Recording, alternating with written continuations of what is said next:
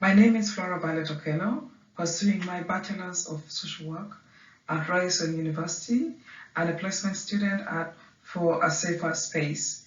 Today we are going to talk about active listening as a therapeutic skill. When we talk about listening, what are we talking about? Listening is not just the same as hearing. Listening requires more than just hearing. It requires focus and concentrated effort, both mentally and sometimes physically as well. While hearing refers to the sounds that enter your ears, it is a physical process that is provided. You do not have any hearing problems, or it happens automatically. Listening is categorized into two major categories. We have the discriminative listening and we have comprehensive listening. Discriminative listening is the first one developed at a very early age, perhaps even before birth or when you are still in the womb. This is the most basic form of listening and does not involve the understanding of the meaning of words or phrases, but merely the different sounds that are produced. On the other hand, comprehensive listening involves understanding the message or messages that are being communicated. Like discriminative listening, it is more comprehensive in listening, and it's fundamental to all listening subtypes. The subtypes that we have are three of them, and they are: one, informational listening, which is a listening to learn. Then we have the critical listening, which is listening to evaluate and to analyze. And the third one is the therapeutic or empathetic listening, which is a listening to understand feelings and emotions. As a therapist or as a social work student, we will concentrate on the therapeutic or empathetic listening. The listening type can be defined by the goals of the kind of listening there are. Therapeutic listening involves attempting to understand the feelings and emotions of the speaker, to put yourself into the speaker's shoes and to share their thoughts. Empathy is a way of deeply connecting with another person, and a therapeutic or empathetic listening can be particularly challenging. Empathy is not the same as sympathy. It involves more than being compassionate or feeling sorry for somebody else.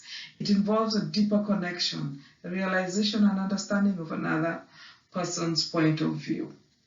As counselors or as a therapist, and some other professionals use the therapeutic or empathetic listening to understand and ultimately help their clients. This type of listening does not involve making judgment or offering advice, but gently encouraging the speaker to explain and elaborate on their feelings and emotions. Skills such as clarifications and reflections are often used to help avoid misunderstanding. When we're talking of listening, we have to know, where do we listen? Why do we listen? How do we listen? And when do we listen? One of the reasons why we have to listen is to gain a full and accurate understanding into the speaker's point of view and ideas. As mentioned earlier, we have to be critical. We have to listen critically in order to assess what is being said, and also to specifically focus on the message being communicated to avoid distraction and preconception. The other point is to observe the non-judgmental or non-verbal signals accompanying what is being said to enhance understanding. And lastly, to show interest or concern and concentration. While we're listening, there is genuine listening. Genuine listening has become a rare gift because it helps you build relationship. So when you are developing your listening, you have to listen in order to help somebody solve a problem, ensure understanding, solve conflicts, and improve accuracy. You can use genuine listening at home. It can help you develop resourceful, self-reliant kids to understand what you're communicating when they listen accurately and genuinely, and that can solve problems. Listening builds relationships and careers in your workplace. It solves marriages and other issues that are complex in our lives of today. So we have to say that, what type of listening skills do you have? In order to listen actively, you can use verbal communication, you can be silent, you can stay quiet, but as long as you're not interrupting the person who is talking, and to keep your mind open. The other thing that you can do is to put away distractions. These days we have things like phones and music being played around. So when you're listening to help somebody, you have to turn off the TV, turn off that phone, or any other forms of distraction. Use of nonverbal communication that the person may be portraying, you have to be very observant about that. Look at what is happening. Listen without judging the other person or mentally criticizing the things that person is saying.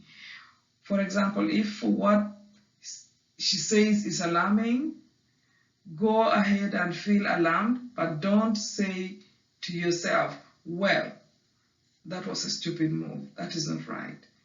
So what you have to do is listen without jumping to conclusion. Remember that a speaker is using language to represent the thoughts they have in their mind. And then when you're listening, if you feel sad when the person with whom you are talking expresses sadness, joyfulness, when you express joy, fearfulness when she describes her fear, and convey those feelings through your facial expression. Empathy is the heart and the soul of good listening. Sorry. What do you share? Your reflection.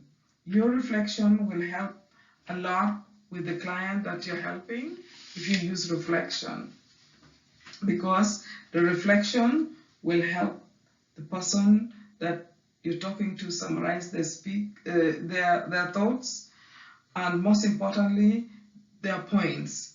Be sure to include their emotions, content, even if it's only one communicated through one tone or body language. And then another issue is that when we listen, on the other hand, don't be afraid of asking questions. Have questions that are vital. They can be vital to save a life, aside from showing your client that you're paying attention and are not interested.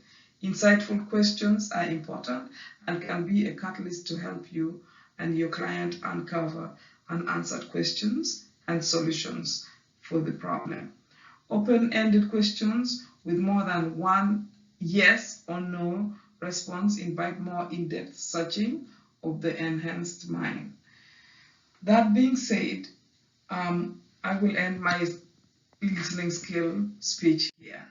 Thank you so much, and thank you for listening.